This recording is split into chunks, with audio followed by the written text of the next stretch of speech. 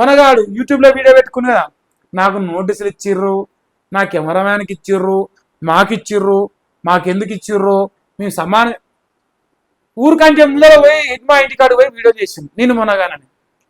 ఆయన ఆశ్రమం ఒక ఆయన మావోయిస్టుల మాజీ మావోయిస్ట్, ఇప్పుడు ప్రస్తుతానికి ఆ రోజు సరెండర్ అవుతుండు, ఆయనతో మాట్లాడిన వీడియోలు పెడతాడు. ఆయన నా గురించి మాట్లాడినాను. నేను అర్బన్ నక్సలైట్ అని జనాలు కామెంట్ అయితే, అవును రాబాయి అర్బన్ నక్సలైట్ అనుకోరి అంటే నాకేం నష్టం అన్రి. ఇట్లా ఇంత బహిరంగంగా భావజాలం బయట పెట్టుకొని వాళ్ళతో సంబంధాలు, ఫోన్ కాంటాక్ట్లు, కాన్ఫరెన్స్లు అన్ని జనాలు చూసారు. కానీ అడితే గాలి మాటలేమో అని చేతలు చేసారు. ఉఫా కేసు పెట్టడానికి సంపూర్ణమైన అర్హుడే. కావాలంటే మేము కూడా ఏమైనా చెప్పు, మాది కూడా పిటిషన్ కావాలంటే ఇస్తాం. ఎందుకంటే ఈ మునగాడు నిజాలు మాట్లాడితే వీడియోలు డిలీట్ చేస్తాడు. వీడియోలు కూర్చొని మరి సిస్టంలు పెట్టుకొని కూర్చొని మరి వీడియోలు డిలీట్ చేస్తాడు, దొంగ నా కొడుకు లెక్క.